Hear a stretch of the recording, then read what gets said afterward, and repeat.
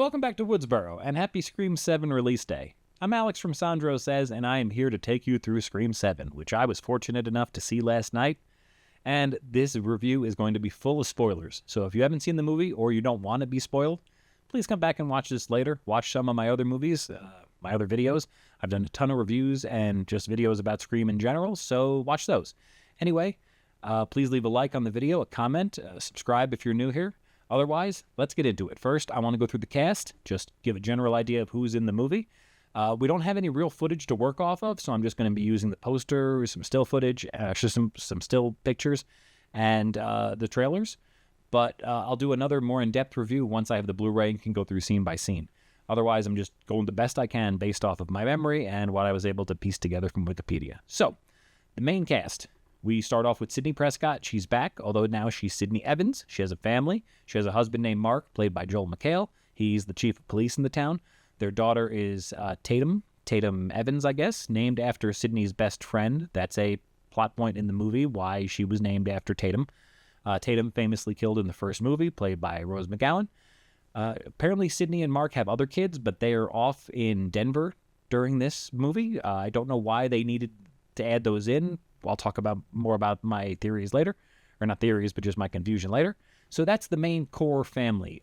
Tatum is definitely the driving force of the movie. The story is about her and her mother, much like the last two movies was the sister combination of Sam and Tara Carpenter. Now it's the Evans mother and daughter and their relationship with each other, how Sidney has really guarded her past, how Sidney has not let her daughter into her past, how all Tatum knows about her mother's history is what she's seen in the Stab movies and read in books, which is a real weird way to grow up because that's not necessarily all from Sidney's point of view. A lot of it's from Gale and, other types of Hollywooding things up. So there is a really interesting dynamic there, and I think that's the driving point of the movie, and they don't really, they don't let it go. It's a plot point, it stays through, and then there's resolution to it. So great work there. Outside of the main family, you have Tatum's group of friends. You have, sorry, I have to get the names here because I just saw it last night. Hannah is one of her best friends. Hannah was an early suspect because in some of the pre-production stills, she was wearing blue flannel. Blue flannel is known to be a color that the killers wear during the movies. That's happened in almost all of the Scream movies so far, which is crazy. Along with her, wearing flannel, I believe, was Lucas. Lucas is known as the weirdo of the group. He is super obsessed with true crime and the Woodsboro murders. He's actually Sidney's neighbor.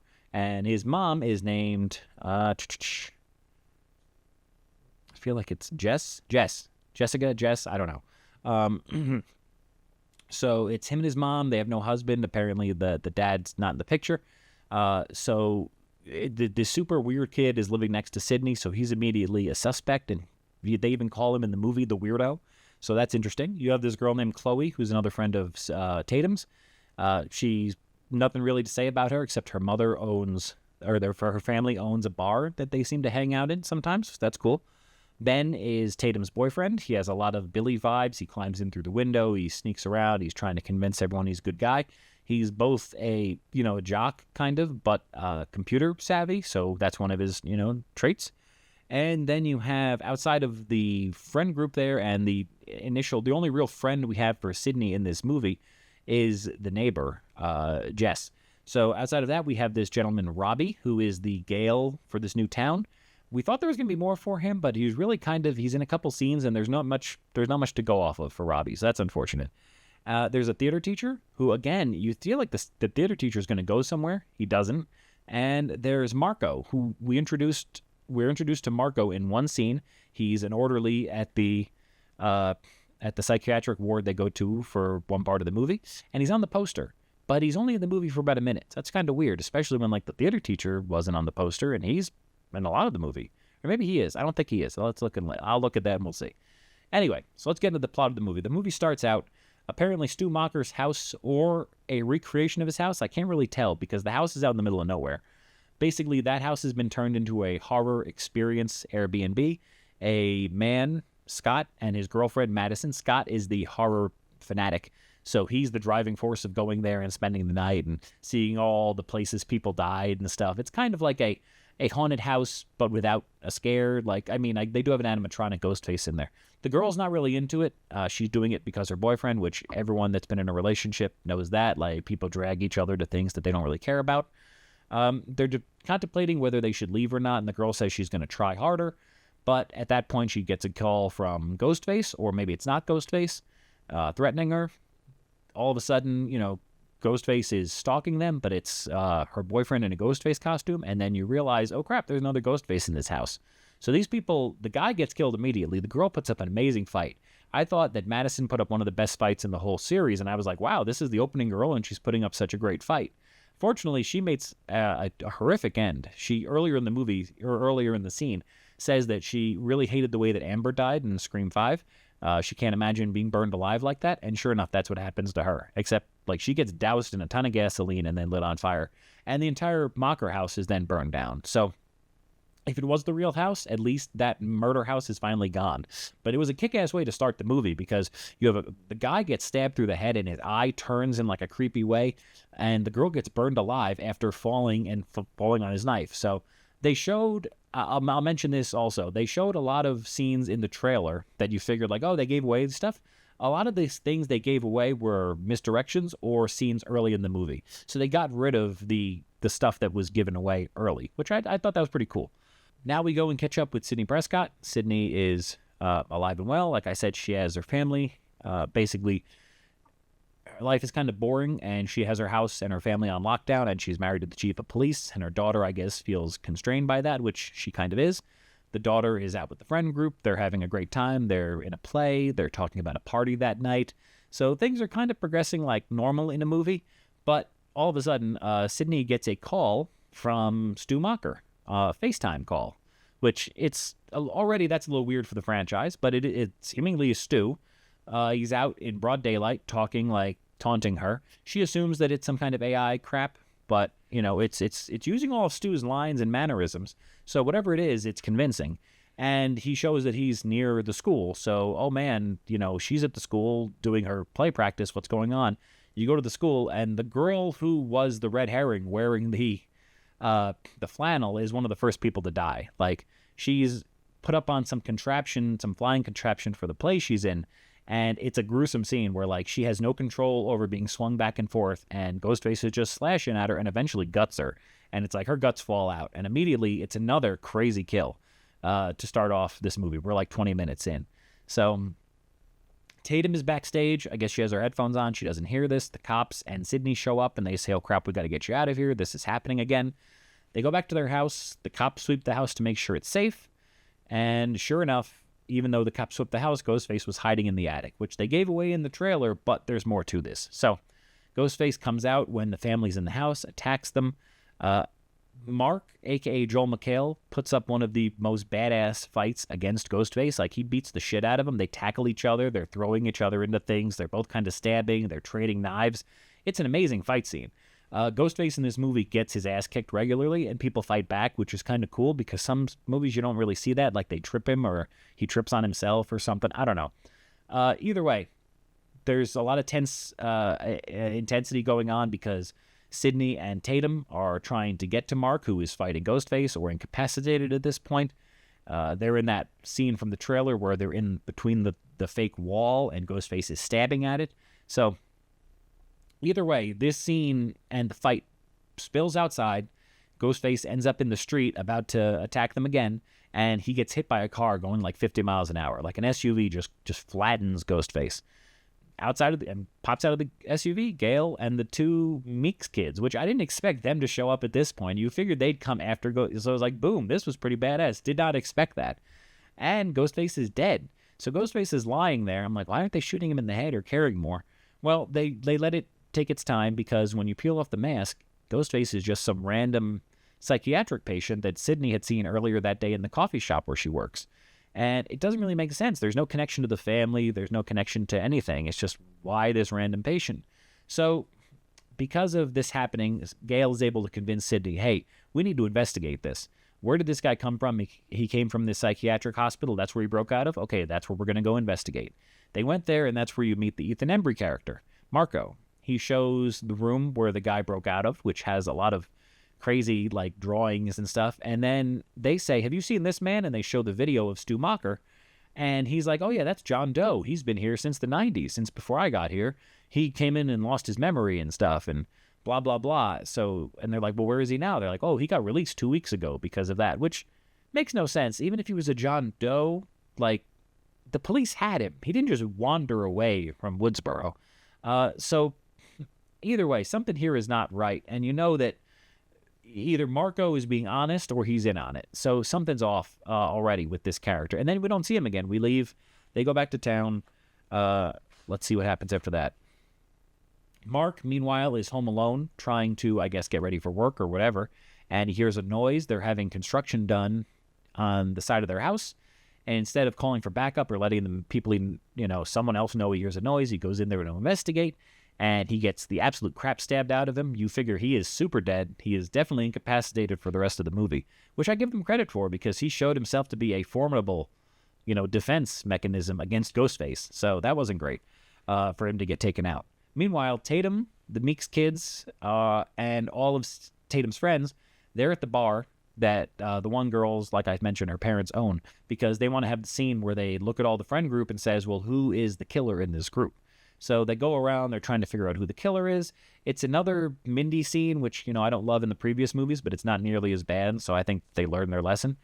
Chad's a lot of fun. His lines all kind of make sense. I love the progression of Chad's character, so that's great. And then, of course, while this is happening, Sidney and Gale are trying to draw Ghostface out of hiding. So they say, hey, let's go on and give that interview that Gale has been asking for from Sidney for 30 years. And try to call him out. They try to insult him and make fun of him and stuff. Doesn't work. But what does happen is Gale and Sidney, they end up talking about her daughter and Dewey and things. It gets kind of emotional. So Sidney basically leaves. And at this point, Ghostface is at the bar ready to kill all the people there and the daughter and all that stuff. So now we're wondering, well, who knew they were at the bar? How did they figure this out? Which kid is in on it? Ghostface is killing some of them, but Tatum and her boyfriend start to escape, and as they're escaping, she sees on the laptop, like, oh, is he making, because he has like Stu Macher, like green screen and morphed faces and stuff, and she's like, you're the one that's been doing this? He's like, no, I was just seeing if I could do it, which at the time you're like, that's bullshit. But if he was Ghostface, wouldn't he have admitted, or like, sure, he was locked in the car, you could have just whatever. So something didn't add up there. And the second part that really kind of confused me was, if it was AI being manipulated, someone's not telling the truth here. Either John Doe existed or he didn't at the psych ward. Either Stu Macher was there or he wasn't. So if it is AI and it was the kid making it, then it's not, then the psych ward's lying. And if so, something immediately, it's like, if you're paying attention to the movie, Marco is in on it, especially because, let's be honest here, Ethan Embry, I know he's not like an A-lister at this point. He's still a pretty well-known actor, especially to people who watch the Scream movies and care about nostalgia and care about the 90s. He's a pretty well-known actor, and you don't just have him in for that one scene for a minute, maybe.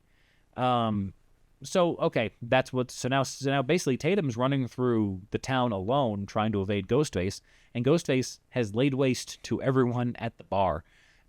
Some gruesome kills. The poor girl whose parents own the bar, she gets beaten up and then she falls onto broken glass, which goes through her neck. And then the weirdo kid, who are like, oh, so he must be the killer. No, the weirdo kid gets beaten up, and then Ghostface, in another amazing feat of strength, picks up the kid and then puts him like back of his head first onto a beer spout, and but it's really sharp for some reason. I don't know why it's sharp enough to pierce a skull, but it does. And then it's like a Friday the 13th scene, because the guy's head comes forward and beer mixed with water starts coming out of his mouth, and it's like, oh, haha, on the tap. Yeah, that's cool. So the movie has some really gruesome kills, but also some kind of Friday the 13th, wink at the camera type stuff like that. So, as I said, Ghostface is now chasing Tatum. Tatum ends up at her mom's coffee shop for safety because she knows the code, how to get in. How Ghostface was able to know the code to the coffee shop doesn't make sense to me. I'm not sure if... we'll get to the reveal in a minute. But... so Tatum's at the coffee shop. Sidney can't get there in time because she's running on foot to get there. So she's trying to guide Tatum in a pretty tense scene. It's kind of like Halloween Resurrection, actually, where Tatum has a gun and she's in a safe room. but Ghostface is trying to Ghostface is trying to break through drywall or something. So Tatum is going to, shoot through the wall, and Sidney's guiding her. So it almost works, but then before Tatum can double tap and shoot Ghostface in the head, it wakes up, and then another Ghostface shows up. So there's two Ghostfaces, and they bring her back to Sidney's house, and they call Sidney and say, hey, it's going to start back at the home. You got to show up there, and it's a recreation of the original kill from Scream 1, where they have someone tied up outside, and there's, questions on the phone, or, another person that has to save them. So we get to the big reveal. One of the killers is Marco, and the other killer is Jess, the neighbor. Now, I don't really understand why they do these killers. I mean, they came up with, this could be the worst explanation of the series for why these people did kills. Basically, Jess was a woman that was you don't know if it's abusive or not, because she seems to be a mental patient. So her saying the husband was abusive, we don't know if that's realistic or not. But either way, she perceived her husband to be abusive, and through Sidney Prescott's book, decided to kill her husband while she had a kid. But then she got away with the killing. However, she wanted to check herself into a mental hospital to be closer to Sidney. And then she was able, I guess, voluntarily check herself out, and she just got her kid back, who was, a teenager or an adolescent at the time. Like, he didn't become a ward of the state or some other family member. The whole thing is very confusing. I didn't know if she was Sidney's business partner or something, because why else would Ghostface know the code to how to get into the coffee shop? Maybe Sidney told her friend the code. I don't know. But, that's kind of an unfulfilling killer. And I've complained about this a lot in the past. But then you also have Marco, who's he's a mental patient. And he's like, oh, well, I'm good at AI because I worked at Google before I worked at the psychiatric hospital. Like, you don't go from Google to being an orderly at a psychiatric hospital. At least, yes, if you were a janitor at Google, sure. But if you're doing AI recreations of faces and, voices and stuff, how do you, you purposely chose that to corrupt? And then we don't know if he's the driving force or she was. Like, they met each other at the hospital, and then they met the third Ghostface, the guy who they let escape at the hospital. So obviously Stu never was back to life, which that's dead and buried now, that theory of Stu is ever going to be, doing machinations from behind the scenes. And you kind of knew that was going to be the case, because when you reveal Stu on camera 10 minutes into the movie, or, 20 minutes into the movie, you show him on FaceTime, and you show Stu doing all his classic lines and even hanging up on calls, pointing at the camera. Like, something didn't seem right. So I also have to mention, as we're leading up to the last scene where, the Ghostface reveal happens, Mark is revealed to be alive. Basically, he somehow survived his 50 stabs. So he's out there in front of Tatum, who's tied up. And because he's still alive, he's able to get a penknife out and basically help Tatum loosen her bonds. And as Sidney's walking through the house, it's like a house of horrors. There's a ton of smart screens and TVs, and all of them have different people from her past recreated in AI, I guess. So first it starts with, Stu, and then it goes to Roman, her brother, and then it goes to, Mrs. Loomis from number 2, and then it goes to Dewey. And Dewey looks terrible. They didn't comb his hair. He never looked like he did in the series. I don't understand that. The other people just like aged up versions of themselves, which I guess makes sense, especially if you're doing an AI recreation. But what bothered me about the whole AI thing, when it's revealed that this is AI and that Stu never existed in any of this, is that for him to get all of his mannerisms, all of his sayings, all of his little nuances, not just for Stu, but for all the characters, but especially Stu, the only person that would have known those things that survived would have been Sidney at this point. So how involved was Sidney in the production of Stab? Because it seemed like Gail wrote the book and then championed the movie and stuff. I can't imagine Sidney was sitting there like, oh no, the way that Stu taunted me as he was slicing my friend's throat was like this. Oh, the way he giggled was like this. The way he pointed was like this. I can't see that. So the recreation, it was too on point for, to me, that's where you can start to poke holes in it. The movie, I loved it. I thought that the movie had some tense scenes. Almost all of the Ghostface stalking someone scene. They played with shadows. They had Ghostface's mask pop out of a shadow and then disappear, kind of like Michael Myers.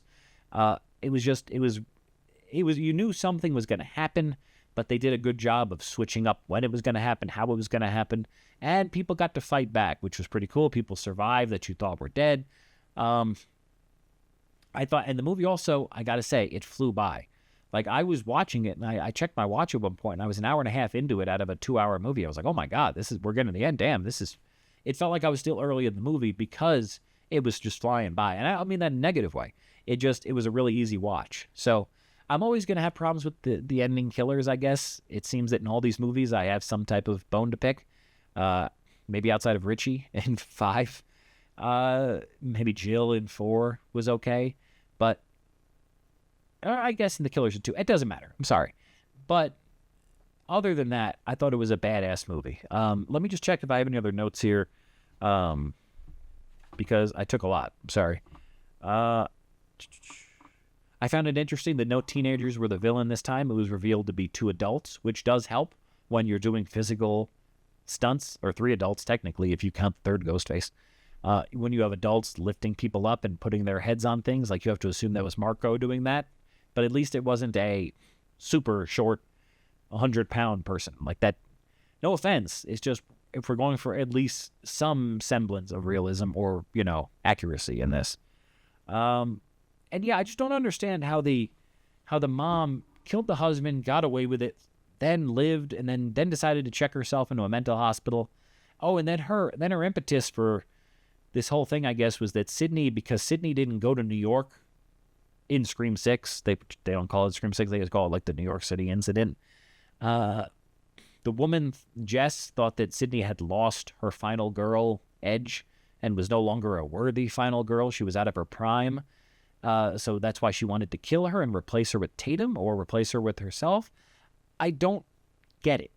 And then also there were multiple references. It's almost like the writers wanted to, either like rake Sydney over the coals, rake Nev Campbell over the coals, or rake the producers of number 6 over the coals for not ponying up to pay her, because they mentioned like 3 or 4 times, like, I should have come to New York. I wish I was there for you.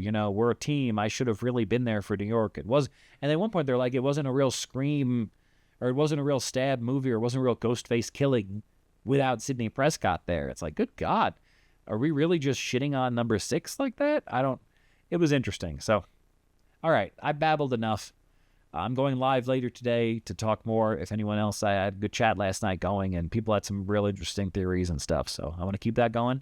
Otherwise, let me know what you thought in the comments. Please leave a like on the video, subscribe if you're new here, and I'll see you next time.